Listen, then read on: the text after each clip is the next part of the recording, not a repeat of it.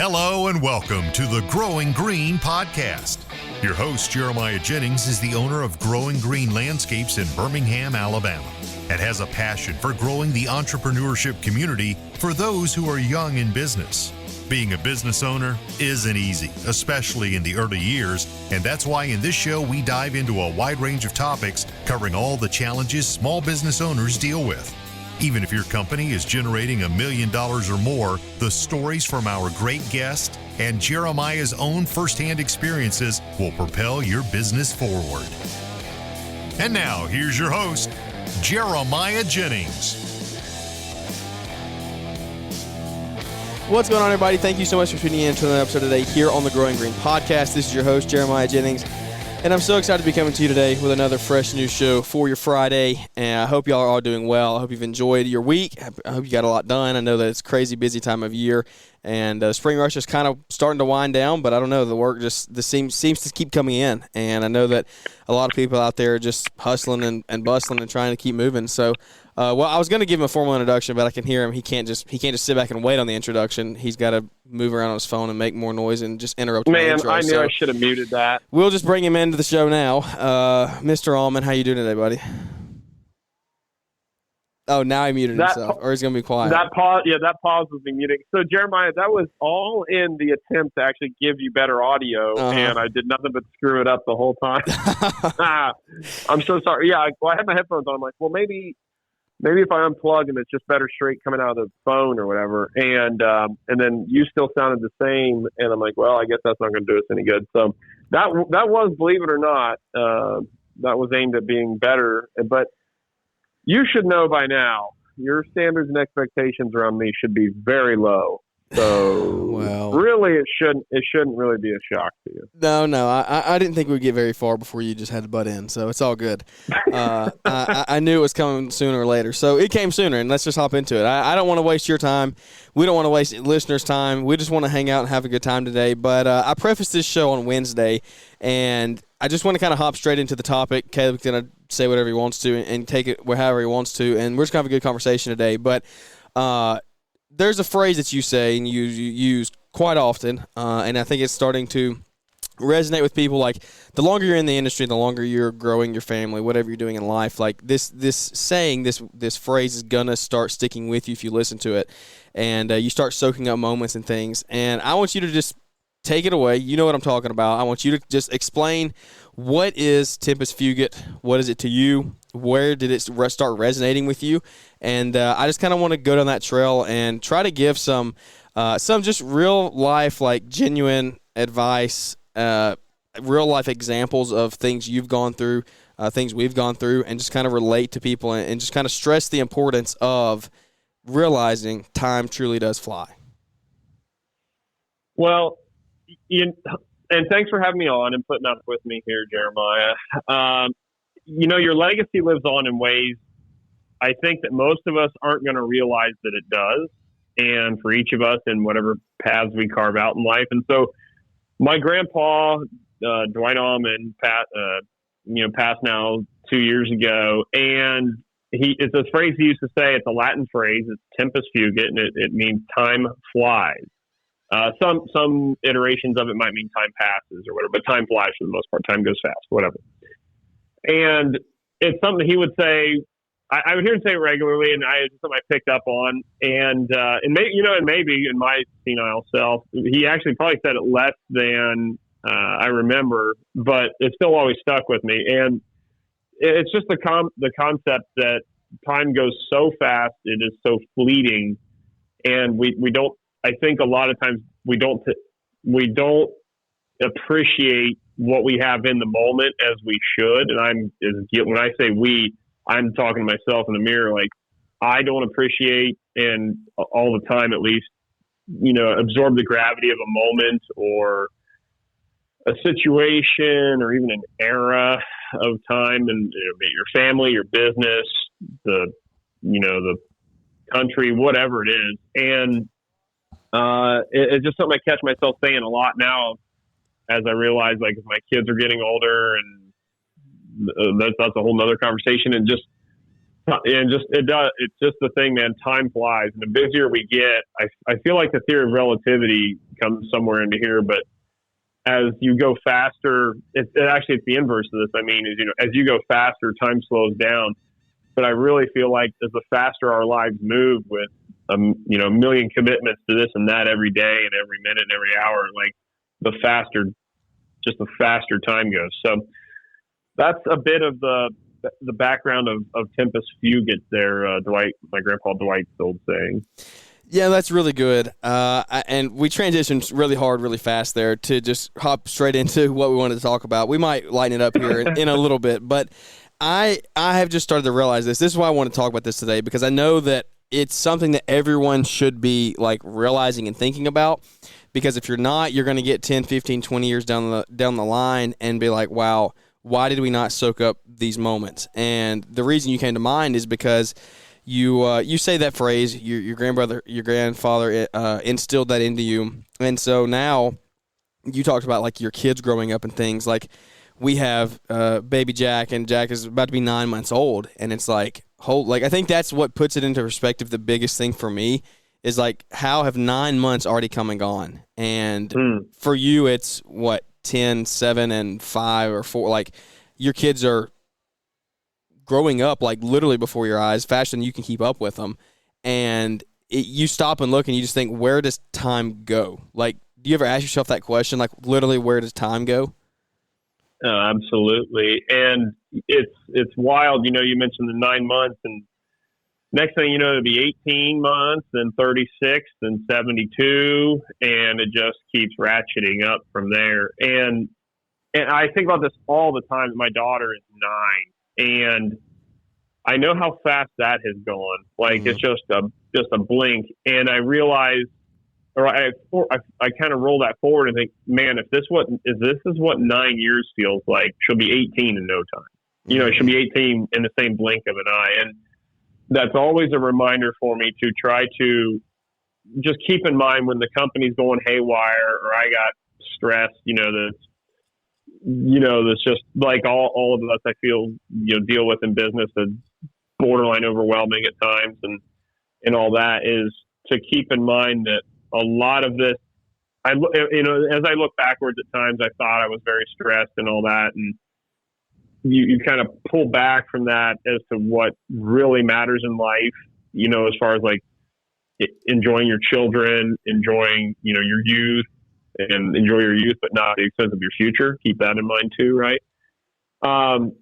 It is really something that if you kind of look back at, just what the last 2 years, 4 years, 6 years, I try to do that to keep me more based in the moment and appreciate this moment that I have. And I try to use it to keep me grounded and humble and appreciative of the moment, and always realize, for the most part, for me, what I think is a tough time or whatever, like how good I really have it, and how things could really be bad. I could have been born in a third world country. I mean, there's so many scenarios that like I just use that to keep my head square, so that I'm not like dishonoring the wonderful things that I have been blessed with, which is like being born in the United States and not growing up in total poverty or having bad parents or anything like that. So I try to use that to keep myself grounded and not get too caught up in any crazy stuff that's going on, 100%. And guys, you see, Caleb says he walks a big walk and talks a big talk. He says he doesn't listen to our show, that he doesn't have time. He doesn't listen to podcasts. But it sounds like show? he actually listened to Wednesday's show, because he's lining up everything that I just talked about. So it's okay. The cat's out of the bag. You just talked about my whole outline from Wednesday's show. So I know you did listen. It's okay. You can admit it. But I think what you're saying is like lining up to this is exactly why I wanted to have you on, because I knew that what you were saying was going to align, and that's exactly what I talked about on Wednesday's show, was how blessed are we to live here, and like in the midst of all of your trials, all of your troubles, sit back and look at life and say, like, you're blessed to even have the trials that you're going through, like have the struggles. You're blessed to even have the opportunity to have 10 estimates sitting on your desk that you can't get sent out. Like, there's so many people who would die to have 2 estimates sitting on their desk or 1 estimate sitting on their desk. And it's like, you have to just, it's a total like outlook on life. I feel like you have to change that. I mean, how has your outlook on life developed the past 10 years, say, since you started having kids? You started getting the business right. You and Brittany are focusing on your marriage more and more each and every day, month, year. You're spending time together. Like, all of these moments, like you said earlier, like time is just, it's fleeting. It's passing away. And it's the most important thing to a human. Like, money is material. You can find more money. You can make more money. Shoot, ask the United States government. You can print more money. But you cannot come up with more time. And that's why, like, what does it look like for you? What is the progression of your life as far as just, like, appreciating your time and your family's time over the past, say, 10 years looked like? Yeah, it's one thing I'd like to say. I'm bad at a lot of stuff, and I've been bad at a lot of stuff in my life. One thing I'd like to think that I'm decent, that I have been decent about, is not trading too much quality time and time with family and relatives for trivial things or things that your work, for example. There is time where the work has to get done, and sometimes something's got to be sacrificed, and sometimes that comes at the expense of the family. Just, know you're trading one set of riches for another kind of deal, potentially. And I reference this a lot, but this concept that I have of, like, think of a picture that you have, a photo on your phone or printed out, whatever, that of, you with a loved one, you on a special trip, whatever that is. And would you trade that photo of that time for a photo of you plowing snow or planting trees or digging holes, whatever, right? So I try to run everything through that metric to some extent of, like, would I trade this? If I'm thinking about working late and missing some event or something, or just even time in the backyard with the kids, like, I try to weigh that against, is that trade-off worth it? And to an extent, like I said, I still do that. I still have to trade work for that time, working late in the evenings or, missing a special event, whatever. I really try like crazy not to do that. But I also, have got to speak from a standpoint of, like, I've been in business for 23 years now. And so my business is on a different trajectory or bell curve at this point. And I don't want to say it's coasting by any stretch, but we're not in that startup grinded out phase either. And so, like, when you're starting out a business, like, the amount of hours and time and commitment you've got to give that thing is nuts. And I say this a lot, I feel like, but I can't imagine starting a company out and having a family. Yeah. I was fortunate enough to start 2 companies with no kids. My first company out of high school that I subsequently crashed 10 years later. And then my second company now that technically my wife owns, again, build and grind out a company from the ashes with no kids. And that was a blessing in its own right to be able to do that twice.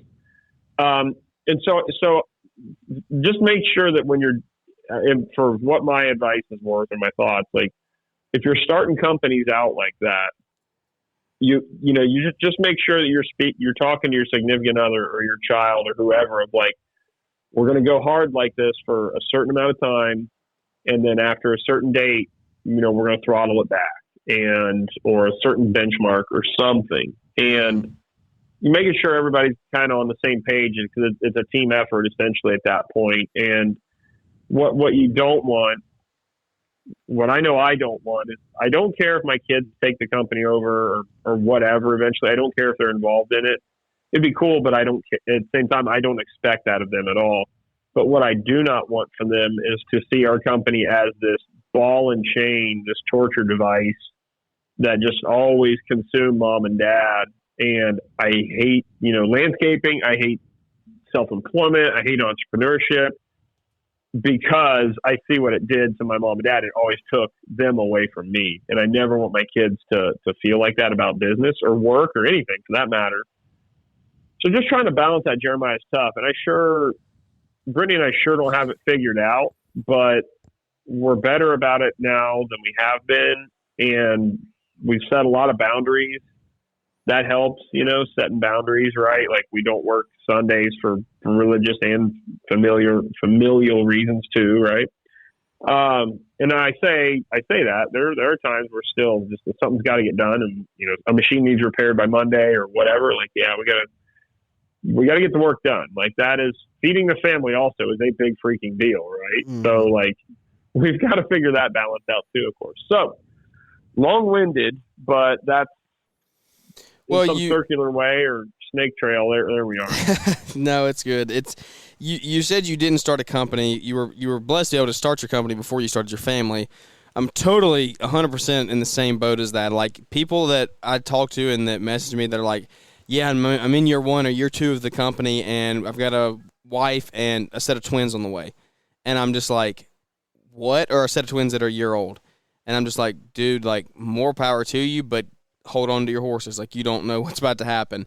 And it's exciting to see the people who are doing it, but at the same time, like you're saying, you better be communicating that to your spouse and your kids of like, hey, this is going to be some times where we're going to be up late, we're going to be gone early, we're putting the effort in. So you say you did all that, which is correct. You did it without your kids at building the businesses early on and in the business stage. But what you did just come off of is building a shop.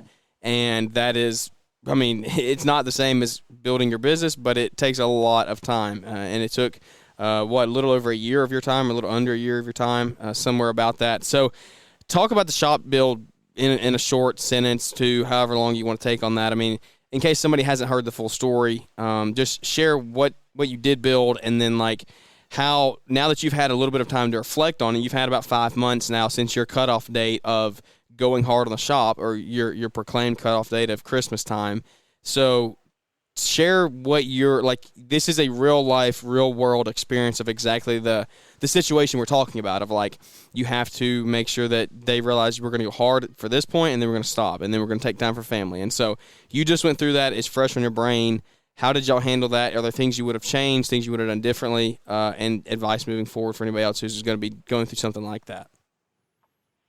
Yeah, and so we built a facility for our company on land that we purchased. We're a small landscape design build company. We have 4 full-time guys, a couple part-time kids for the summer on top of that here. But my wife owns the company now. I mostly do estimating and kind of just operations management for the company, and then we have the YouTube channel and social media stuff, and we have a thing called the Hardscape Academy and our own podcast. And so like we've got a lot of stuff going on, and Together in the Trade. So like we have a lot of other stuff going on too. So we kind of run like multiple businesses is how I consider it.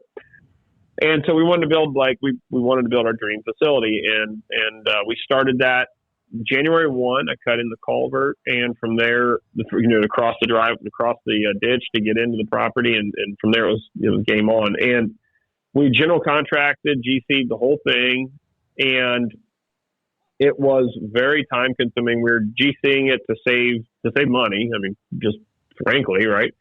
And we've got the skill set to do it, so that wasn't really an issue, but it was the time commitment. And yeah, I lived here, I feel like practically for a year building the place, and overseeing subcontractors or doing dirt work and site work, and especially once the building was up, sticked in. I did a lot of work to save labor, to save hiring other subcontractors. My father-in-law, absolutely instrumental blessing in helping us run electric and set up for plumbing guys and the electric guys, and just it's a tremendous. It wasn't just me; it was the whole. Yeah, y'all were co-GC. You and Pat were both co-GC. Yeah, really. Well, yeah, I mean, Mark's built 2 houses. Yeah. So he's built 2 houses. So he ran an HVAC company for years. So he has a lot of, construction and just general handyman. I mean, he's just a handy dude. He's just really good with all that stuff. And So to have him involved in this was a tremendous blessing. And even like my dad, who passed 12 years ago, Dad was just super handy like that too. And so to have two adult male figures in my life like that, like, man, you talk about a blessing. Like, oh my gosh, lightning struck twice. Like, that's so unusual. So I don't discount that at all, in my life. And that's part of like my drive and like our social media.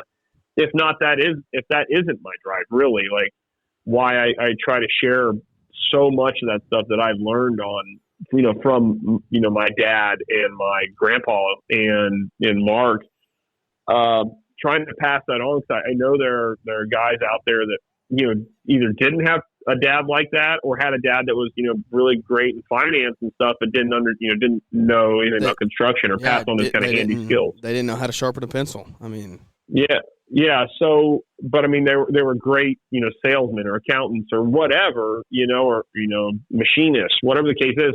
And so I'm just trying to pass on this information that my parents and dads and grandpas and father-in-laws and all that, like, that I've picked up over the years. So that's a big part of my drive for like what we do on social media stuff. But yeah, so, we got about halfway through the build and I realized I kind of realized we've always preached this and we've been pretty good about communicating with the kids of like when we're working out of town, like Brittany and I are working out of town. We do some work where we travel the state of Ohio for some drainage work for some of the big box stores.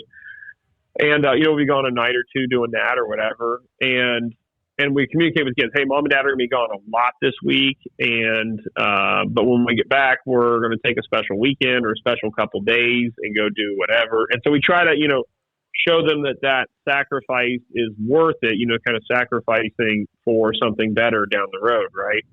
And we started realizing like all this work Brittany and I were putting into the shop, because she was here too. I mean, helping, her and her mom did a lot of the stone veneer work on the front, or they did the stone veneer work on the front of the building. They helped put up girts, grading, prepping for the concrete guys to pour. We put in a lot of work here, and we realized like we hadn't really communicated with the kids what this whole thing was about. And so about midway through it, we kind of drew a line of like, we're going to go and the school and all this stuff's going on too in the meantime. So I'd be here working till midnight a lot, if not like most nights, or just late in general, just period, and working here a lot. Aside from running the company and social media things and all this other stuff. And so the kids didn't see me a lot that year, but we long story short, or trying to shorten up a long story, we got to the point where like, Dad's going to work like this till Christmas. And after that, we're going to throttle back. And that's what we did. So worked like an animal up to Christmas in 2022. And then after that, I tried to make it a goal to be home by about 6 or 7 every evening instead of 9 or 10. And that's what we did. And so we set a deadline to it. So the kids knew that, I would be home and we'd be getting back in a more of a normal routine that they had grown accustomed to, because the company had gotten to a point where it was, I wasn't working crazy hours or anything like that. I was home, most every evening, Brittany and I both. But we had gotten away from that. We didn't communicate that with them in this case. So that was a big thing. And communicating that with our children, who at the time were 8, 5, and 4 or something like that. And just trying to make sure that we communicated the goal, right? That the whole family is working towards, and they're all, like I said, Britt may not have been here a lot of nights working with me, but she was at home, keeping the home fires burning, as they say, right? So she's getting kids ready for school and feeding them and on top of that, running the company, which is a monumental task in its own right. So long story of all that, the takeaway is like just communication is a huge part of that. And so if you're starting out in a company and you're working like crazy, like even before you start that company, if you have this realization, if you're fortunate enough to have this realization, you're going to be working your tail off for 2 or 3 years. Make sure you communicate that with your significant other, or if it's just single parent kind of deal. Like, this is going to be like a wild 2 years or 24 months or whatever, and winters might be a little slower, so it won't be so bad. But we're doing this to make it so we can have more free time or more flexible time than we've ever had. So just communicating with all the parties involved and having realistic expectations is a huge thing of that. Have you gotten to the point of reflection on the shop build yet? Like, are you far enough removed where you can look back and say, man, I kind of missed that, or like, man, time really flew through that process? Like, have you gotten to that point yet, or is it still going to take you a couple months to get there? It's interesting when I look back on it. It is now already. It's like, man, that was a blur. It seemed like it would never end. Yeah. You know, starting out, it just seemed like it would never end, and we'd hit all these awesome milestones. But just this is the big thing of like, as the older I get, I'm 40 now, so I'm not that old, but I'm rapidly approaching the point where I will no longer be considered a young man. And maybe I've eclipsed that already. I don't know. That's for people older than me to decide, I suppose. But to me, you're an ancient god. Well, to me, you're just a toddler running around. So I get it. I get it, Jeremiah. Which it is funny. Like, you and I have a fun back and forth a lot of times, and it is funny, like, to see. It's really cool though to see like young contractors, young guys and gals out there like going after it. And it's like, yeah, I remember like what that was like, and you know, now the older I get, it's kind of funny. I feel like through that build, I was like, man, I feel like we're never gonna get moved in here. We're never gonna get operational. But you know, in the back of my mind, you know, that's what I kept thinking. But the more wise part of me has realized like that is going to be here before I know it. Yeah. And when I still suffer from this at a very immature level. Like, say I order a new part or a tool or a machine, and I'm anxious to get it, right? And it's 2 or 3 days out, and this immature part of me is like, oh, I can't wait for that to get here or whatever. And it's like, don't go wishing your days away. Yep. And, you know, and there's an immature part of me that still just can't wait for that. And I catch myself doing that, and it's like, that will come here. That situation, that moment, that tool, that piece, that will be here before I know it, and it'll be in my rearview mirror even faster than I realize that.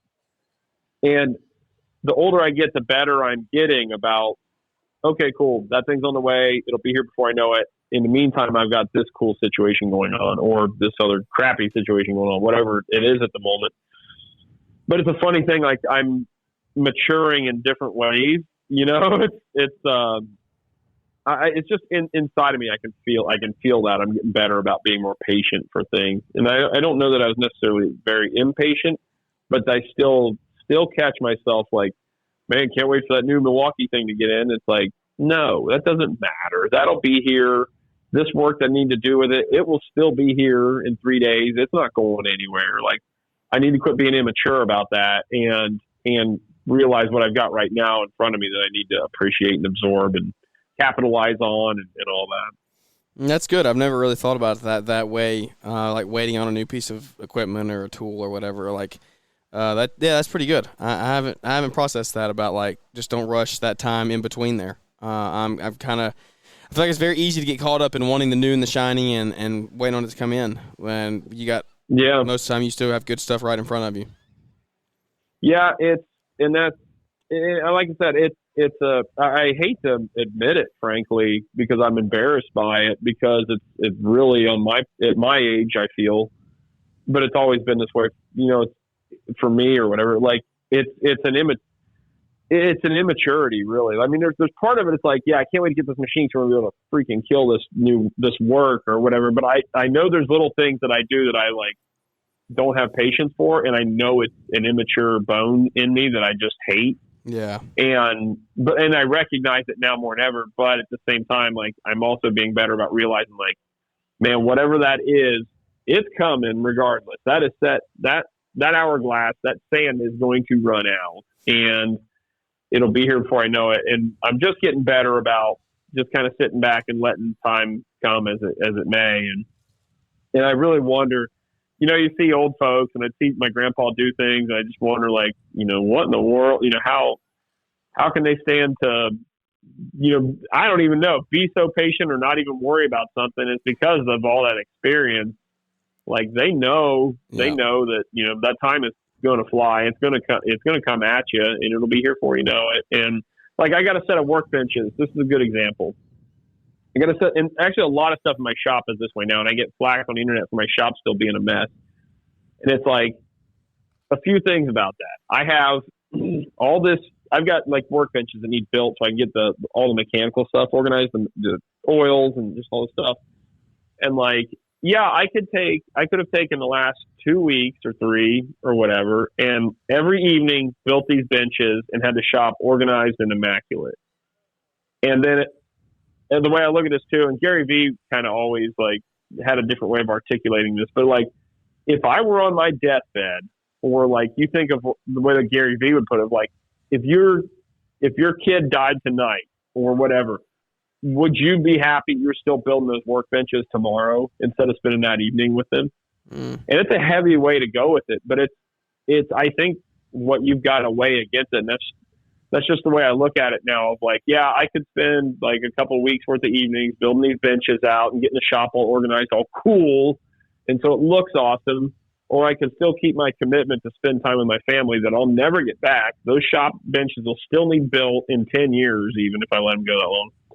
Now, there is, of course, like a point of that to where like the shop needs to be efficient. So I do need to take some time to get that efficient, right? But still, at the meantime, I've got job estimates that need to go out, or, I could build these cool benches. Well, selling work is what matters, right? Yeah. And so I've just got to weigh a lot. And the amateur side of me I'll find myself out there working on stuff in the middle of the day, just in between estimates. And that's also because I need a break, too.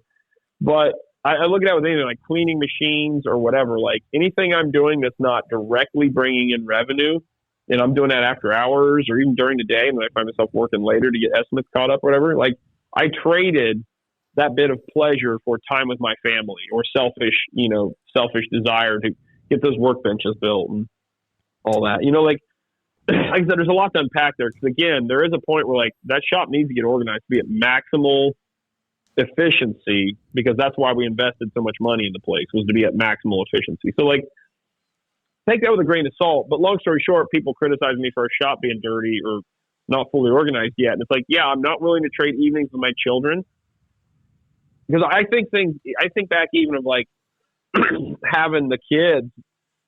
I look back on time with the kids. My daughter's 9 again, like I said, and Zeke's 7 and Levi's 5. And I think back of like putting them to bed and cute little things they would do that like, or like TV shows like they would watch at the time, like Bob the Builder or Elias or, whatever. And like, oh, this show's so dumb. I miss that now. And you know what I mean? I miss those stupid shows and the funny things the kids took away from that. And that is a big wake up call to me of like, to appreciate the things I think are silly. Now, my kids are crazy into Pokemon. They love Pokemon. Well, guess what I love now? Freaking Pokemon. Because because I don't want to regret, I don't want to, take that time for granted, because I find myself realizing like, man, I took a lot of this stuff for granted to an extent, Jeremiah. Do you know what I mean? Like I still, I really don't feel like I did, but there's still aspects of it I think I did more than I even still wish. So like I said, I really like to think I'm pretty good about appreciating that, and I always have been. I'm kind of an old soul that way.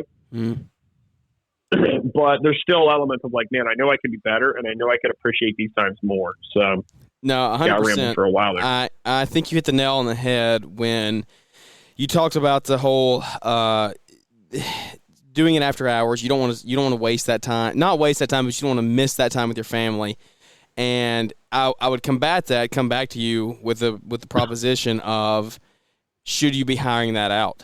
And I think that if you go back to Wednesday's show, go listen to what I talked about on Wednesday about your buyback time, your buyback rate. What show is it you keep talking about? My show that I put out. You Wednesday. Have a show? Oh my God. Okay, whatever.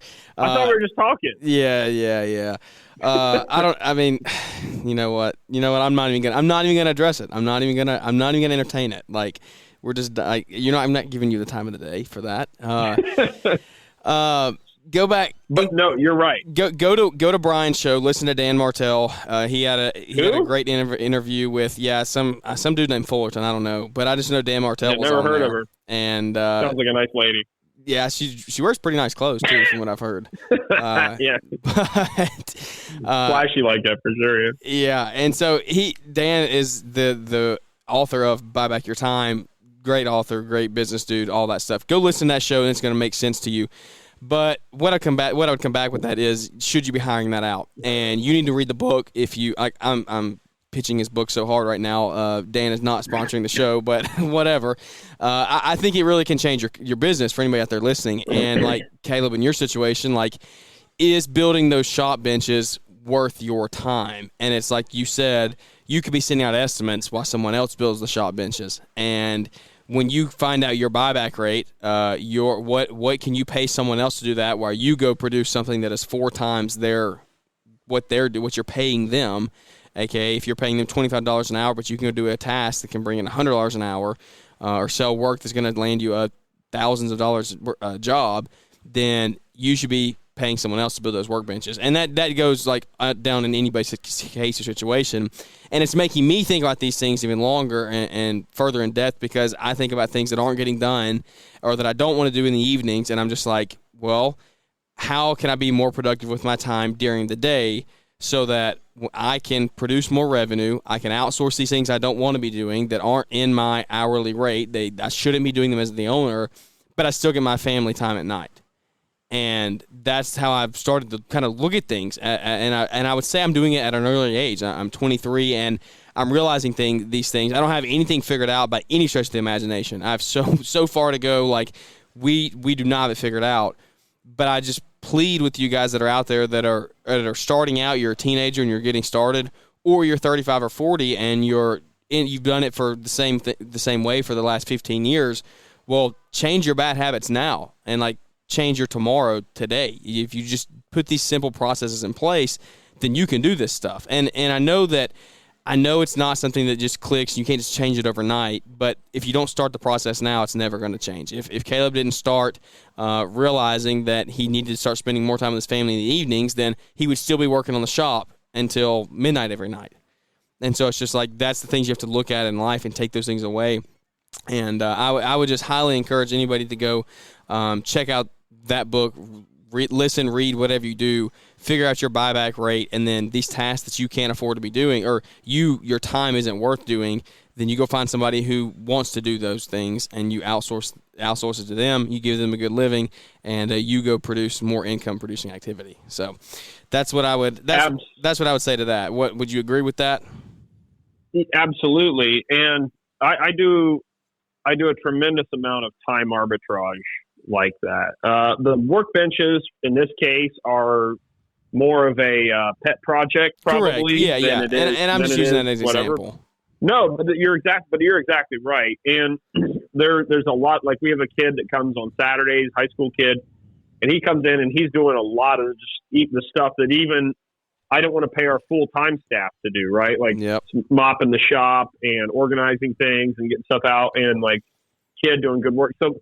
Yeah, not just arbitrage time, time and financial arbitrage of my time, but even my guys' time. Like, my foremen and stuff are too expensive to have them sweeping the floor, right? Like, that's not even a good use of their time.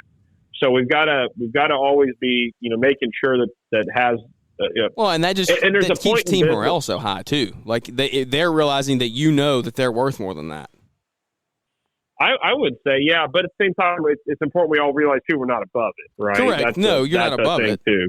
But even your team too, right? Like, they've got to be, willing to make sure they know even they're not above it. But yeah, I mean that's a huge thing, and there's a point in business, every business or every level of business where, sometimes you just got to grind it out and get it done, and then. When you start to I think the trigger for me is like when I start to think when I start to think, man, I think we should get a tilt rotator attachment for our excavator, or I think we should get a new dump truck, or I think I should hire another person. Like, if I find myself saying that, it's time. Yeah. You know what I mean? I should get a dump trailer. If you're thinking in your business, I should get a dump trailer, you should go buy a freaking dump trailer like tomorrow. Yeah. Because chances are you should have been utilizing one for 6 months or a year. Yep. If you've been getting by without it. But again, there's points in business where you're not there yet, and then you got to grind it out. I get it. But I would 100% agree. The thing you've got to temper that with is especially again, depending on what level of business you're at with that mindset, is like that can, if you let that get ahead of you, it can be a financial cash road to ruin. Because like, yeah, your time theoretically may not be worth that, but at the same time, if you don't have the cash to back it up, and you can't turn, like with your direct tasks, like my wise rancher cousin says, everything you own must directly contribute to its own well-being. Yep. So like, if you got something sitting around, it's not doing anything, it ought to leave. And or if it doesn't have a purpose that directly contributes to it sitting there, like I got some attachments out in the backyard, back lot that Britt wants me to get rid of, and I can't bring myself to do it because we haven't used them in a while or a long time. But the second you sell them is when you're gonna need them. Well, I know that's I got a hydraulic demolition hammer. I'm gonna sell it because I'm just done. But she wants me to sell this parking lot sweeper broom attachment for the skid steer I've got. I'm not selling that one. That is not leaving. Yeah. But the demo hammer I haven't used since I bought it. I'm gonna let that go. I'm gonna sell it. Yeah. But I digress. But there's just things you got to be careful with that mindset, because I think some guys get into that mindset and they use it as an excuse to hire out everything. Yeah. And then to that point where it's like they don't really have the capital to make that make sense, and all in the mindset of like, well, I'm using it to build. So what I'm getting at is you got to make sure that the cash is there to make that work, and that your actual ROI is a direct cash generating thing, or will be at some point, and you can stomach the cash loss in the meantime. So just because it kind of gets in that 10x mindset stuff. You got to be careful there. And again, I'm not saying the Dan guy is wrong in these slides. He's absolutely right. I'll tell you a good example. I did a coaching call with a guy one time, and he had a crew of like 5 guys or something, mowing crew, something like that, 2 crews, something like that. Every evening, when the guys got in, he would go take each truck and from the shop and go fuel up everything that night at the gas station to save a few bucks. So he'd take like an hour and a half or some, I don't know, I can't remember, an hour, and go fuel up everything in the truck every night for the crews to go out the next morning.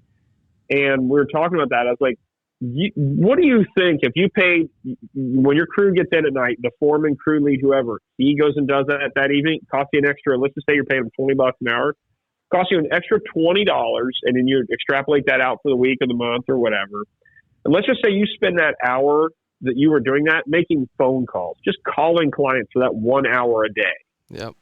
What do you think that would do to your business? It would blow your business up if you just spent that 1 hour cold calling or going out on sales calls. But Caleb, this is where everyone fails, is what you're just saying. This is where I was going. I'm glad you brought that up, because here's the issue with that, with this whole, everything we're talking about here of like, hire it out, delegate it. It's not worth your time. Here's the issue that you have to do. You have to do income-producing activities during that time. You can't go sit on the couch and scroll on TikTok or take a nap. And unless your business is at that level. Exactly. Well, that's true. But like most of the people that we're talking to and the situation that I'm in, I mean, I'm not going to speak for you, but like I'm not to that level yet. So like I need to be doing things in place of those activities. And so it's like, am I going to pay somebody $25 an hour to come sweep the shop or whatever it is, whatever your dollar amount is? Yes, but I can't just go like I can't do nothing. I have to take that time, and it's like you're saying, that dude has to actually go call on customers. He actually has to make sales. He can't just sit at home and do nothing that evening. Yeah, exactly. And I'll see that, and I'll raise you this.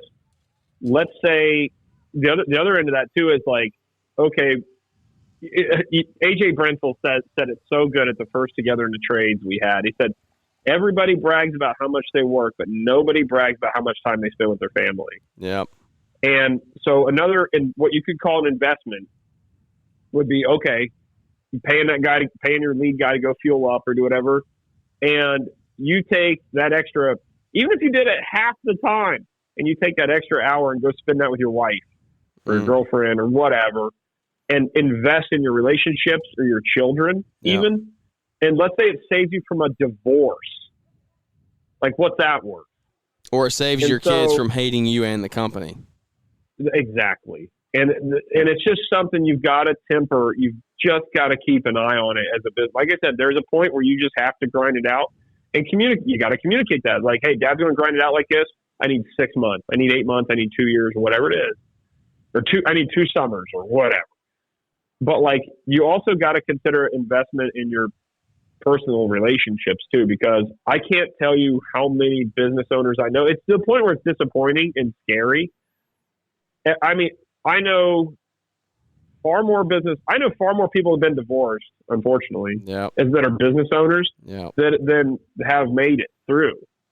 And part especially of that people with large companies. Culture, especially with your large companies. Yeah, especially with large companies. And it's one of those things like and part of that is a cultural. We've got a culture issue right now, anyhow, with that, whatever. But we know what could we invest with that time in someone else? Just the time investment into someone else to save a relationship, I mean, I know some business owners have built amazing companies, and their kids, they don't have a great relationship with their kids, and they're grown adults, and it's just like, I was always working building this $10 million company, and it's just such a delicate dance, and everybody's got a different story, and yet everyone has the same story. It's a funny thing. Everyone's situation is different, but yet we're all the same.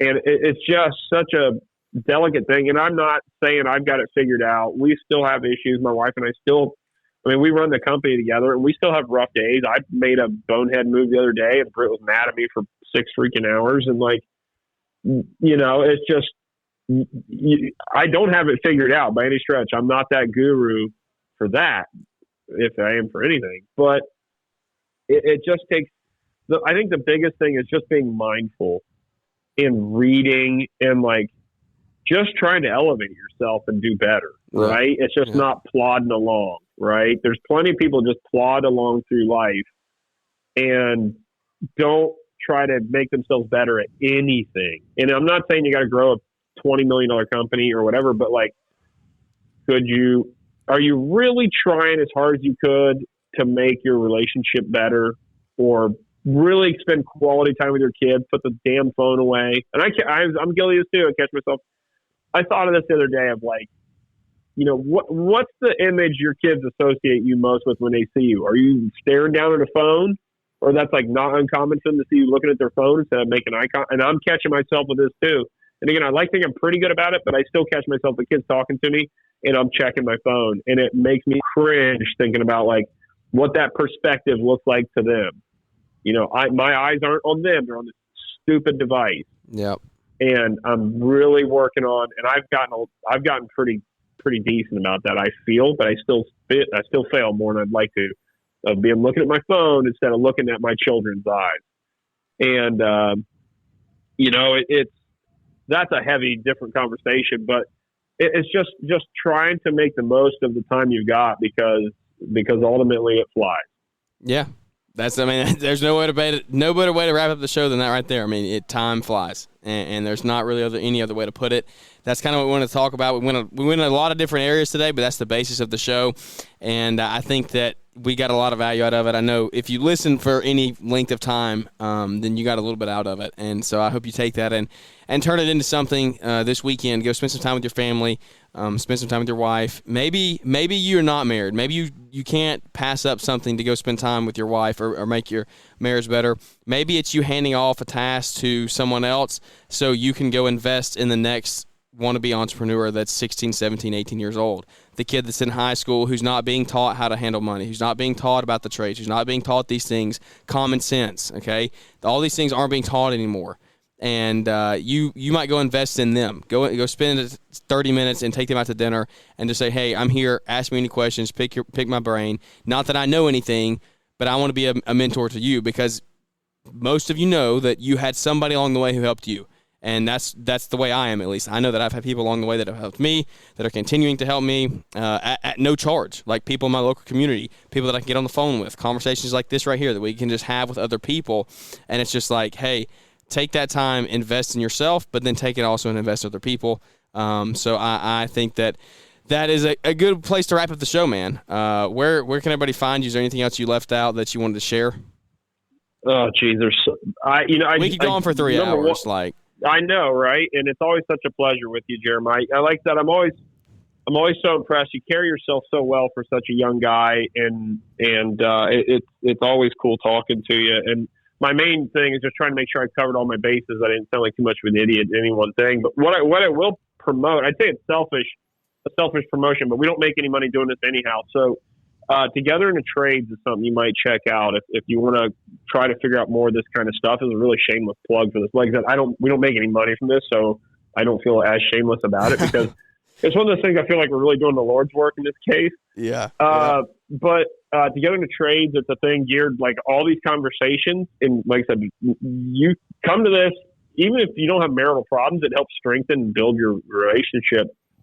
But it's in Big Sky, Montana this year in July, late July. Get togetherthetrade.com. I should know the date, but I freaking don't. I'm an idiot. 14th and the 15th. Thank you. And you're speaking. Aren't you in Savannah speaking? Is that right? I don't know. I haven't been told that. Okay, you're not then. I screwed that up. I thought you guys were, but I must be mistaken. I'm just kidding. Yes, we're going to be up there. I was like, damn, man, I swear you guys were. But yeah, you got scared for a second, didn't you? All I do is try to because Brian, because we co-hosted with the Fullertons, Brian and Liz and Brittany. And I say I really don't pull my weight around this thing Caleb at all. shows up in his fancy boots and just shakes hands and grips and grins. All I do is I'm the hype man, right? You know, aside from Brian hypes it plenty too, but like all I contribute is some hype to it. And even then I don't know that I'm that good at it because Britt really does such a good job with handling all this crap. But Brian and Liz and Britt make this thing happen somehow, and it's a huge ordeal to make happen. But anyways, it's in Big Sky, Montana. It's 2 days, but it's a half-day event. I really didn't actually plan on even thinking about plugging this, but like with the feedback we get from this thing is great every year, and it's our third year doing it. So yeah, every year. So our third year doing it, but it really is a great thing to come network with other couples that are running companies together or not running companies together, because your business still brings that stress home to your significant other, to your wife, your husband, whatever, and I think it helps both parties understand where the other party's coming from, and it's something you ought to check out. It's a great escape, a little runaway, and in a beautiful place. My gosh, the Mountain West is just amazing, and all that. So Jeremiah, I really thank you for honoring me by having you on your show, and thinking I could bring any value at all. Yeah, man. No, it's been fun getting to sit and chat. It always is, having a good time, just getting to have a good conversation. And we never know where this stuff's going to go. I didn't know where it was going to go today, but it ended up going some good directions. I was second to hold Together in the Trades pitch there. It's not really a pitch. It's just from the heart of like, there's not money being made. There's not. It's just such a time and just an investment into you and into. Don't get me wrong. It'd be cool if we did. Yeah, but yeah. We don't. Yeah, that's right. It would be cool Maybe to make some money. Maybe someday it will, so. but right now it doesn't. Yeah, that's right. Sell a few more tickets and raise that sponsorship rate, and we might get there one day. But no, it's a really good time. Me and Savannah have gone the first 2 years. This is the third year. It's going to be fun. We get to just go hang out, and the relationships that we've built there have just been awesome. Like, it's so great getting to build relationships. You get to grow friends from all across the country and all different areas of life, and just different trades. There's a lot. It's not just people that cut grass. It's not just people that lay pavers. There's a lot of different people there. And so last year there was an engagement. There was all kinds of stuff that happened last year. So who knows what's going to happen in Montana this year. It's going to be a fun time. Go check out Caleb and Brittany on all their social media, Auman Landscape, pretty much everywhere, I'm pretty sure. I'm not going to allow him to plug himself, but I'll throw that out there. So without any further ado, guys, I think that's going to wrap this episode up. Caleb, you got anything else to share, or are you good? Just do your best, be mindful, I guess, and be conscious of things. And I'm working on that myself. As Grandfather Auman said, Tempus Fugit. Tempus Fugit, buddy. All right, guys. Thanks for listening to the show. I hope you enjoyed it. Leave us a big 5-star rating and review. We look forward to catching up with everybody here on the next episode. Thanks for tuning in to the Growing Green podcast. It is an honor to have you listening, and we hope you receive valuable advice to help take your business to the next level. Don't forget to follow the podcast so you'll be notified when our next episode drops.